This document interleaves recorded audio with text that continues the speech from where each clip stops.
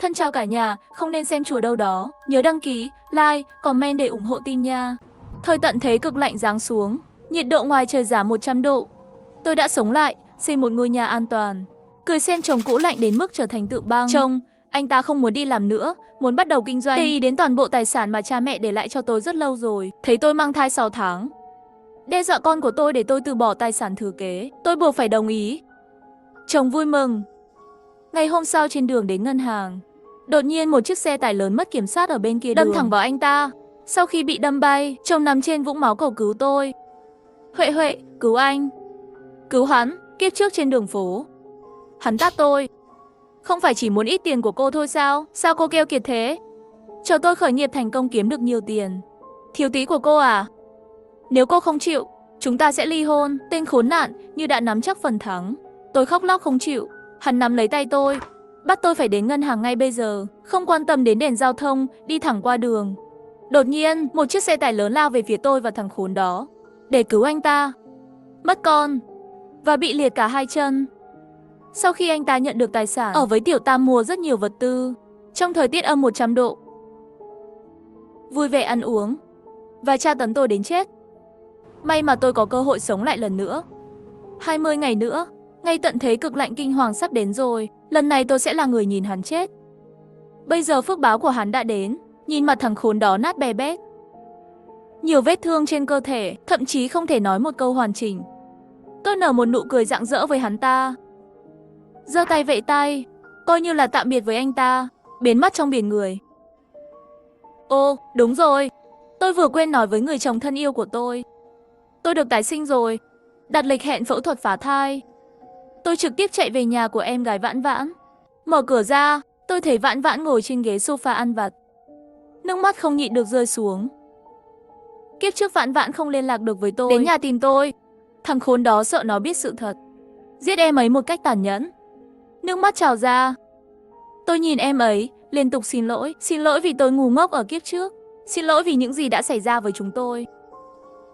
Nhìn thấy tôi như thế này, Vãn Vãn vội hỏi, chị gái, có chuyện gì vậy? Muộn thế này rồi, sao chị mặc ít thế? Có phải lạnh lắm không? Hay là thằng khốn đó bắt nạt chị? Em sẽ giúp chị giải quyết cơn tức. Vừa nói xong, em ấy cho tôi một cái chăn, đưa trà nóng vào tay. Bây giờ là 9 giờ tối rồi, chị mặc ít như vậy, không nghĩ cho con chị, cũng phải suy nghĩ cho chính chị. Khi người thân duy nhất nói câu quan tâm, tôi muốn nói rằng tôi ổn. Nhưng khi mở miệng, tất cả đều là tiếng khóc nghẹn ngào. Đột nhiên điện thoại đổ chuông. Tôi lấy ra xem cuộc gọi đến. Chính là Tiêu San, Bạch Nguyệt Quang của tên khốn nạn. Điện thoại mới được kết nối, tôi nghe thấy Tiêu San điên cuồng hét lên. Huệ Huệ, cô chết ở đâu rồi? Vương Bát Đản bị xe đâm. Mạng sắp mất rồi. Sao cô không ở cạnh? Sao không phải là cô bị xe đâm? Tiêu San vênh vào đắc ý. Nhanh chóng mang 20 vạn đến bệnh viện. Vương Bát Đản phải phẫu thuật. Nhanh lên, nghe thấy không? Vãn Vãn không nghe thêm được nữa, tức giận hỏi, cô là cái thá gì mà nói Huệ Huệ như vậy? Chị ấy vẫn đang có con, phụ nữ mang thai không thể bị kích thích. Cô không biết sao, sau cái chết của cha mẹ, chỉ còn lại tôi và em gái sinh đôi sinh ra muộn hơn tôi 3 phút. 2 năm trước có một cuộc hội ngộ với bạn học. Vương Bát Đản xuất hiện trước mặt tôi, vô cùng ngoan ngoãn, quan tâm săn sóc, khiến tôi từ từ hạ cảnh giác. Tôi hét to, Tiêu San, tôi sẽ giúp các người. Ly dị với Vương Bát Đản, đứa bé trong bụng cũng sẽ không giữ lại. Ngày mai tôi sẽ nói chuyện với luật sư. Cúp điện thoại. Nhớ lại kết cục của tôi và Vãn Vãn trong kiếp trước, nước mắt tôi trào ra từ khóe mắt. Bộ dáng này của tôi khiến Vãn Vãn vô cùng đau lòng. Em ấy vội nói, ly hôn.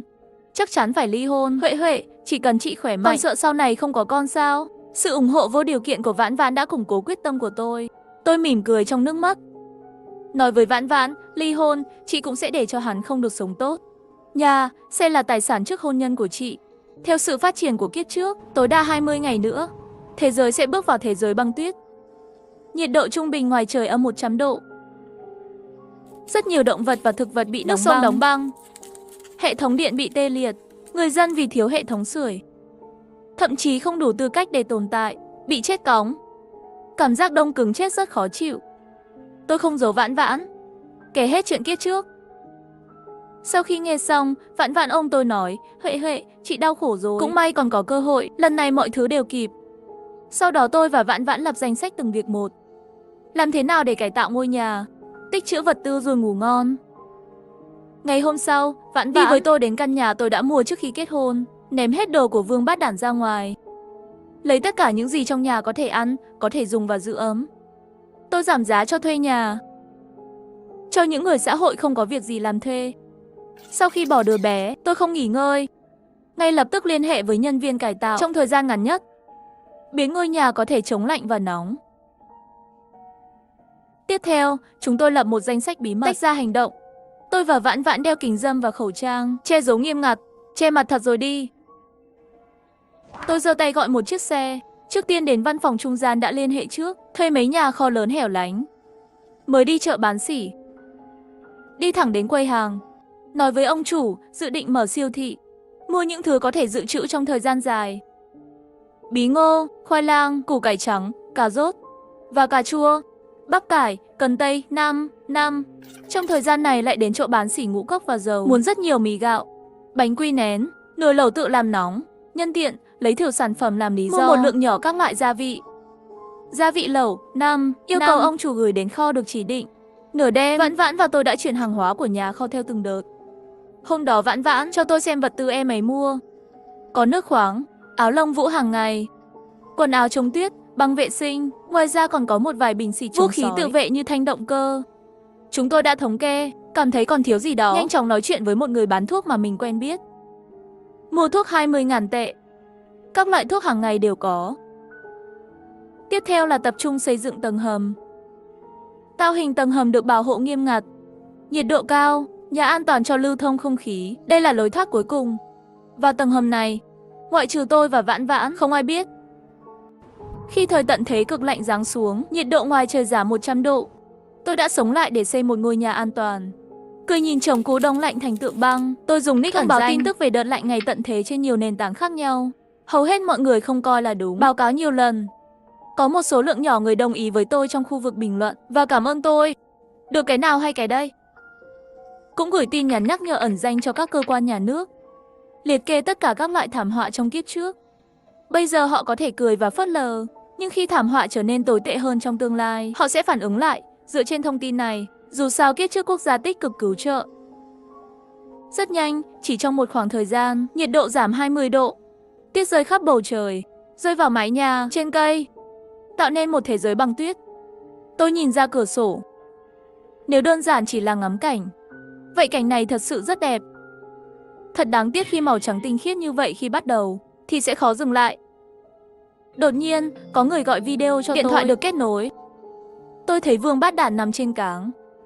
Mắt anh ta bị lõm, tiểu tụy và gầy gò, đầu được bọc bằng gạc. Có thể thấy là đã chịu thiệt rất nhiều. Một bên, Tiêu San không rời không bỏ ở bên cạnh.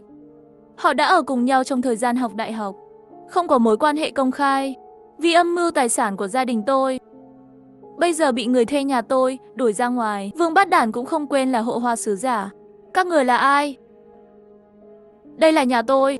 Bọn mày làm gì ở nhà tao vậy? Tiêu San cũng không quên sử dụng kỹ năng Bạch Liên Hoa. Tôi biết rồi. Các người là nhân tình của Huệ Huệ. Mọi người ơi, mau đến xem. Chồng bị tai nạn. Cô ta còn có tâm tư ngoại tình bên ngoài. Còn tình tứ với nhiều đàn ông như vậy. Nghe âm thanh quen thuộc này, mắt tôi lạnh nhạt. Nói trực tiếp.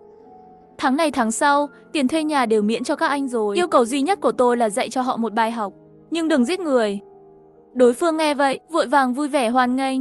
Trong video mấy tên côn đồ lập tức trêu chọc Tiêu San. Một số đi kéo quần áo của cô ta, có người đi sờ mặt cô ta. Khuôn mặt này thật mềm mại khi chạm vào. Cởi quần áo ra để tôi chạm vào đê. Ông đây đều không nhìn thấy thân hình nữa. Tiêu San sợ hãi hét lên, sợ hãi đến mức vội vàng lùi lại, liên tục kêu cứu. Thấy cô ta như vậy, tôi cười với các anh em xã hội. Cô ta run lên vì tức giận, giơ tay chỉ vào đối phương, ngay cả lời nói đầy đủ cũng không nói được. Kiếp trước những lời khó nghe như vậy tôi cũng không ít nghe. Tiêu San vì giữ hình tượng ánh trăng sáng trong lòng Vương Bát Đản, không ít lần biểu diễn trước mặt bạn học và bạn bè. Tôi nói lần nữa, như vậy đi. Năm sau tiền thuê nhà cũng miễn cho các anh rồi. Trên cáng còn có một người trông rất đẹp. Các anh đừng quên hắn. Trên thực tế, với ngày tận thế của băng và tuyết, trừ phi vì vật tư sinh tồn, hầu như không ai ra ngoài. Chưa kể đến việc thu tiền thuê nhà. Bọn côn đồ nghe vậy, vừa nói lời không ra gì, vừa cởi quần áo của Vương Bát Đản ra. Hắn bị thương rất nặng. Không khí ngoài trời lạnh, quần áo trên người bị kéo ra, hắn run lên vì lạnh. Hắn muốn đấu tranh, nhưng không thể làm gì được. Nước mắt tức giận chảy xuống. Nhìn thấy cảnh này, tôi cười rất vui. Kiếp trước, Vương Bát Đản tự ti lại kiêu ngạo. Hận sự thật mình thành công nhờ vợ. Đổ hết thù hận lên người tôi. Điều anh ta thích nhất là khi tôi bị liệt, chỉ để cho tôi mỗi váy ngủ, ném vào tuyết. Khi tôi sắp chết cóng, lại kéo tôi trở lại, mặc quần áo cho tôi như ban ơn. Bây giờ, Vương Bát Đản nghe sự nhạo báng của họ. Ôi, da này mềm, màu trắng trắng và dễ chạm vào. Tôi cứ tưởng là người có thịt, hóa ra là một con chó nhỏ. Đúng, cười với ông đây nào, cũng chụp ảnh cho cậu đấy. Khi những lời khó nghe ngày càng nhiều, Vương Bát Đản hét lên. San San, gọi cảnh sát, tôi không muốn ở lại đây, đi thôi. Vương Bát Đản tưởng mình sẽ sớm rời khỏi đây, nhưng đợi lâu lắm rồi, đổi lại là sự im lặng của Tiêu San. Giọng nói trầm thấp của Tiêu San vang lên, bên trong còn có rất nhiều thứ. Anh bị thương rất nặng, tôi đã tiêu hết tiền trong tay rồi. Tôi làm như vậy cũng là vì lợi ích của anh. Vương Bát Đản không dám tin, hắn nhìn chằm chằm Tiêu San. Tiêu San nghiêng đầu không nhìn hắn. Sau đó lại là một cảnh đồi bại lần nữa. Tôi thấy thế yên tâm hẳn. Bọn côn đồ ném đồ của đối phương ra ngoài, rải rác khắp nơi. Sau đó từ từ vào nhà, đóng sầm cửa lại, cũng làm tan nát trái tim nhạy cảm của Vương Bát Đản. Tiêu San bận rộn thu dọn đồ đạc, bận rộn sắp xếp, hoàn toàn không quan tâm đến anh ta. Nước mắt chảy dài trên khuôn mặt Vương Bát Đản, một giọt lại một giọt, trông thật đáng thương. Huệ Huệ, ăn cơm thôi, là Vãn Vãn gọi tôi. Ngồi xuống bàn, lò sưởi tỏa ra ánh sáng vàng ấm áp, một mảnh ấm áp. Vãn Vãn với nụ cười rạng rỡ nói, hôm nay ăn lẩu, có cuộn bò béo, cừu béo cuộn, ruột béo, tôm, bụng bò. Chúng tôi nghe nhạc vui vẻ, uống cốc, thưởng thức đồ ăn. Ăn xong tôi đến bên cửa sổ, nhìn ra ngoài, cảm giác như tuyết lại rơi lớn. Bên ngoài nhà có tuyết rơi, một mảnh tuyết trắng lạc lõng. Bây giờ nhiệt độ bên ngoài là âm 30 độ, độ dày của tuyết đến mắt cá chân, người ta dẫm lên sẽ có tiếng sột soạt.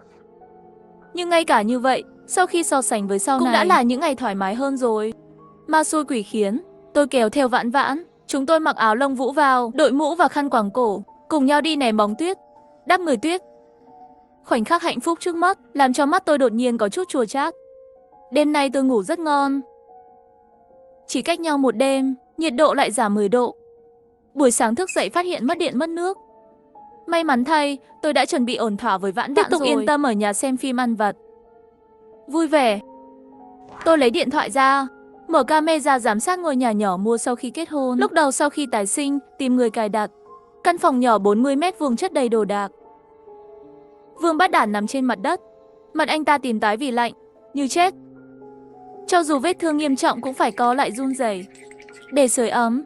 Quả nhiên là tai họa 1000 năm. Hắn còn sống. Thời tận thế cực lạnh giáng xuống, nhiệt độ ngoài trời giảm 100 độ. Tôi đã sống lại để xây một ngôi nhà an toàn. Cười nhìn chồng cũ đông lạnh thành tượng băng, dưới âm 30 độ. Vết thương của Vương Bát Đản sau tai nạn xe hơi, bụng đói ngáy. Vội đến nôi anh ta hét lên, Tiêu San, anh đói quá, cho anh ăn thêm chút gì đi. Đáp lại hắn ta là một mảnh yên tĩnh. Vương Bát Đản làm ầm ĩ lên, tôi đói. Tôi đang chết đói. Tiêu San mau cho tôi ăn. Tiêu San tiện tay cầm lên một đồ vật, liền đập qua, vô cùng chuẩn. Vết thương mới xuất hiện trên trán của Vương Bát Đản, trực tiếp mất xỉu trên mặt đất.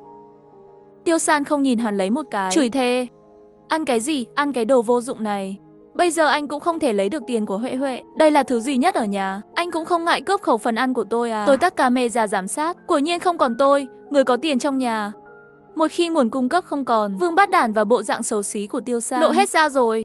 Tháng sau, nhiệt độ ngoài trời ngày càng thấp. Hệ thống điện quốc gia về cơ bản bị tê liệt hoàn toàn. Vô số người bị giết.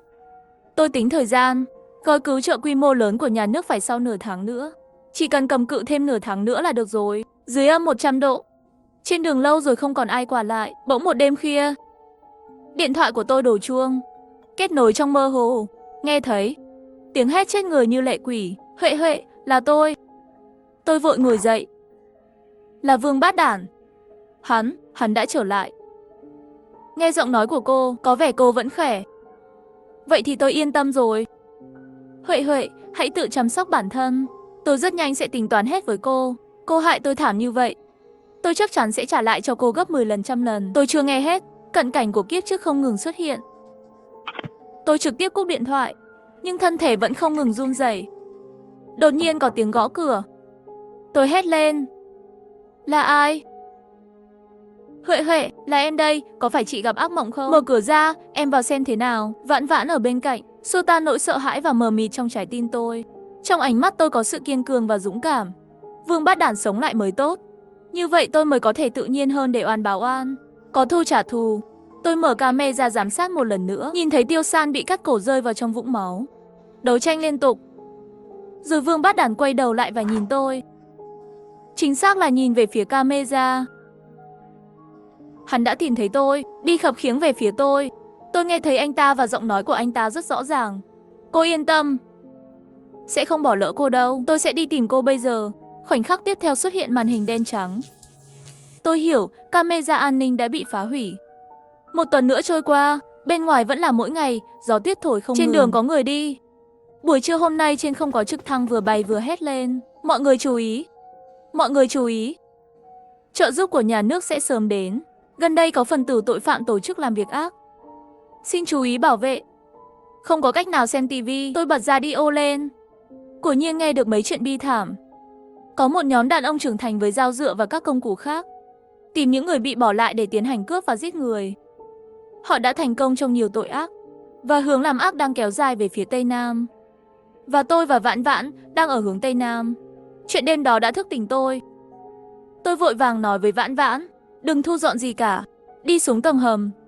Vãn Vãn rất tin tưởng tôi, không nghi ngờ gì. Như dự đoán, ban ngày mới vào tầng hầm. Chưa đến tối, cánh cổng bị một nhóm người mạnh mẽ phá hoại. Người cầm đầu là Vương Bát Đản. Cho dù là nghỉ ngơi 1 tháng, vụ tai nạn vẫn để lại dấu vết trên người anh ta. Vương Bát Đản dựa vào nạng từng bước một. Hắn nhìn xung quanh căn biệt thự ấm áp và thoải mái. Ngoài ra còn có thực phẩm dự trữ phong phú, nâng nặng lên và đập vỡ bình trang trí. Tìm kiếm, chắc chắn không đi xa, bắt chúng đi. Các người cứ chơi thoải mái, chỉ cần để lại cho ông đây một hơi thở là được. Đám đàn ông này phát ra tiếng cười khó nghe. Rất quen thói chạy vào trong nhà. Tầng trên và tầng dưới bắt đầu lục tung bừa bãi. Không tìm thấy tôi và Vãn Vãn, Vương Bát Đản đánh đập bừa bãi. Người của hắn vội vàng ngăn hắn lại. Biệt thự quá thoải mái, họ không nỡ rời đi. Nếu nơi này bị phá hủy, khó tìm được chỗ tiếp theo. Tôi giám sát bằng camera điện tử, thấy những người này đã chọn tôi thành căn cứ của họ. Ban ngày họ lái xe tuyết đặc biệt không biết từ đâu đến, đi ra ngoài. Vào buổi tối, họ trở về với những vật dụng khác nhau, đồng thời quần áo trên người dính máu. Buổi tối họ đang khoe khoang. Một người nói mình đã giết thêm mấy người nữa. Một người nói hôm nay lại cướp bao nhiêu vật tư. Những người này, mỗi ngày đều phá vỡ giới hạn nhận thức của tôi. Cho đến một đêm, họ kéo 3 người về, 2 nữ 1 nam, trông như trẻ vị thành niên. Nhìn thấy tất cả những điều này, tôi nghiến răng nghiến lợi. Đột nhiên, trong video giám sát, một cô gái cố gắng chạy trốn. Vương Bát Đản ném cái nặng ra, đập vào chân cô gái, người kia ngã xuống đất. Vương Bát Đản cầm dao qua đó, nắm lấy tóc của cô gái và cắt cổ họng. Bởi vì cảnh tượng người chết quá thảm khốc, 2 người còn lại sợ hãi quá mức ngất đi. Cũng may là một nhóm mặc quân phục, phá cửa mà vào. Tiếng súng và tiếng hét vang lên, lấy đi mạng sống của những con súc vật và cứu sống 2 người còn lại. Vương Bát Đản còn kéo theo một tên tay sai, chặn trước mặt mình, nhưng cuối cùng cũng không thoát được. Tôi quan sát binh lính nhân dân trước khi giám sát. Chắc chắn mấy tên khốn chết hết rồi, và rút lui cùng với những người được giải cứu. Vương Bát Đản lại lý nhí, tự mình nói chuyện. Huệ Huệ, cô có biết tôi đã trải qua những gì ở kiếp trước không? Sinh mạng thấp kém của cô và Vãn Vãn, Tiêu San lại muốn tôi vào tù. Tại sao tôi phải vào tù? Bọn súc sinh trong tù. Ha ha, tại sao? Tôi đã được tái sinh. Tôi là kẻ may mắn. Tại sao tôi lại trở thành như vậy? Ngay lập tức tất cả những nghi ngờ của tôi đều hiểu ra.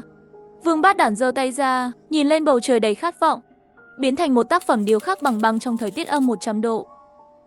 Ngày hôm sau, âm thanh của máy bay không người lái lại vang lên. Cư dân chú ý, cư dân chú ý. Vui lòng thay phiên nhau xếp hàng ra ngoài nhận hàng. Đừng chen nhau, đừng cướp, mọi người đều có. Mọi người đều có. Nghe tin này, tôi và Vãn Vãn vui vẻ cổ vũ.